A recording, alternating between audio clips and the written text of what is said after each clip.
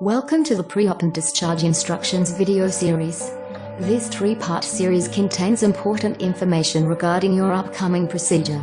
Our team wants you to have the safest procedure possible, so please listen carefully to all three videos and take notes if needed. You can also watch this slideshow again, if necessary. Our surgeons work at 3 facilities in Cincinnati. The first being JourneyLite, our outpatient surgery center that specializes in weight loss procedures. We have done over 5,000 weight loss procedures at JourneyLite, and our team has more experience with outpatient weight loss surgery than anywhere in the world. Dr. Trace Curry performed our first outpatient procedure in 2007. The address is 10475 Reading Road, Cincinnati, Ohio, 45241. The website is JourneyLite.com. If you are having your endoscopy or surgery there, please go to the site and click on the pre-registration link at the upper right-hand side of the screen to pre-register for your procedure. This is very important and should be done immediately. For out-of-town patients of JourneyLite, an overnight stay will be provided at the Wingate Inn, which is about a mile from the center. For more information, go to wingatecincy.com. If you are from out of town and having an ESG, gastric sleeve, bypass, or SIPS, at JourneyLite, you will be discharged from JourneyLite and spend the night at the Wingate. You can return home the following day. You will not need to be seen in the office prior to leaving town unless you are having issues that need to be checked out. Our main inpatient hospital facility is the Christ Hospital in Cincinnati, at 2139 Auburn Avenue, Cincinnati, Ohio. Our other inpatient hospital facility is the Jewish Hospital in Kenwood, at 4777 East Galbraith Road, Cincinnati, Ohio, 45236. Both of these inpatient facilities have extensive experience with surgical weight loss patients. So let's get started. All patients will be on a prescribed diet prior to surgery. The length of your diet will be determined by your body mass index. This is extremely important to the safety and efficacy of your procedure, and is designed to shrink the liver and reduce the risk of surgery. Our registered dietitians will teach you in detail regarding your specific plan. Next, let's talk about diabetes and the pre-op diet. It's important to know that your blood sugars will start coming down right away on the pre-op diet. Typically, we will reduce all of your diabetes meds by half of your normal dose, but a provider will go over your meds in detail at your consent visit before you start your diet.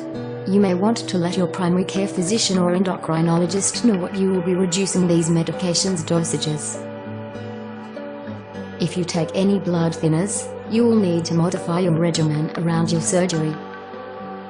Most blood thinners, such as aspirin, Plavix, Pletal, and Mobic, must be stopped 1 week prior to surgery.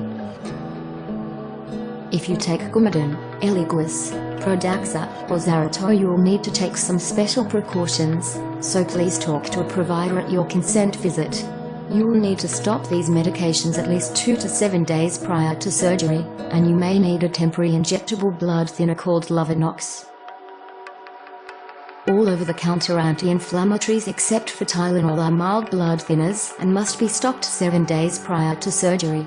This includes common medications such as aspirin, Motrin, ibuprofen, and Aleve. Lastly, steroids and immunosuppressants are preferably stopped 2 weeks prior to surgery as well.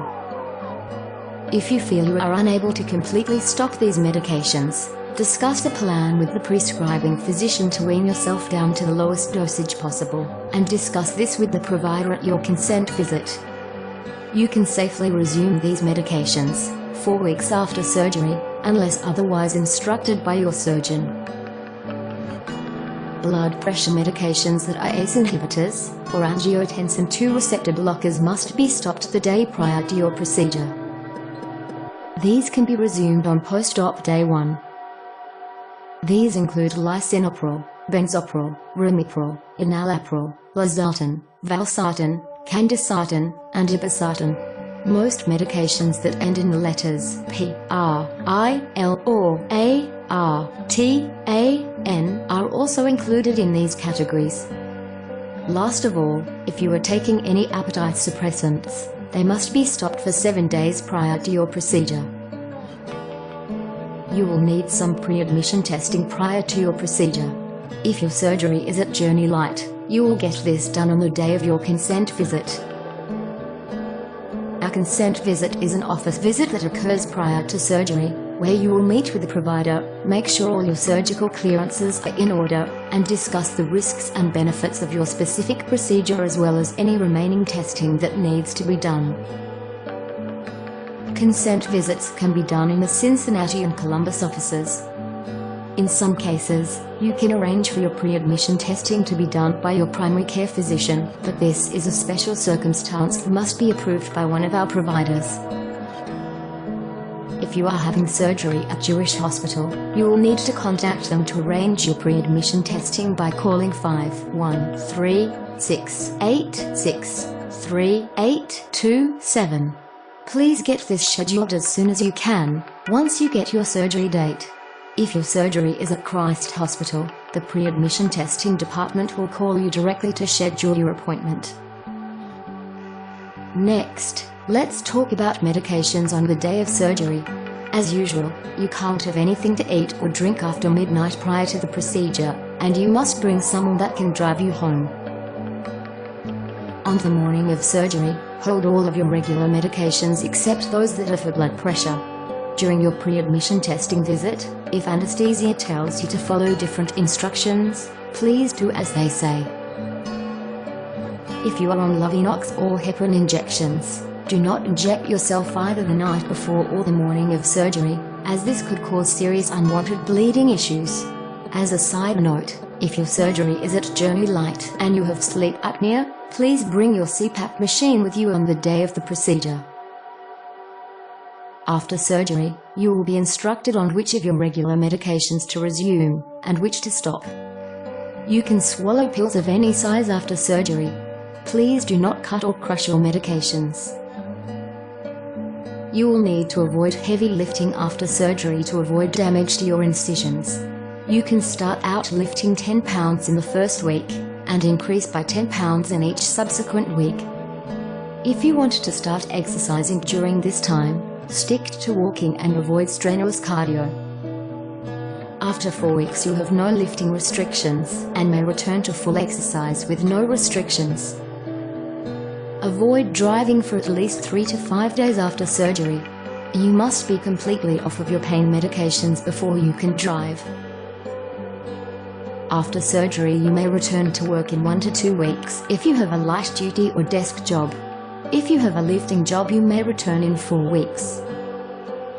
Please bring any FMLA paperwork to your consent visit so that we can have it ready for you in plenty of time for your surgery date. Congratulations on completing the first pre-op and discharge instruction video. Please continue to the next video entitled Post-op Meds and Activity.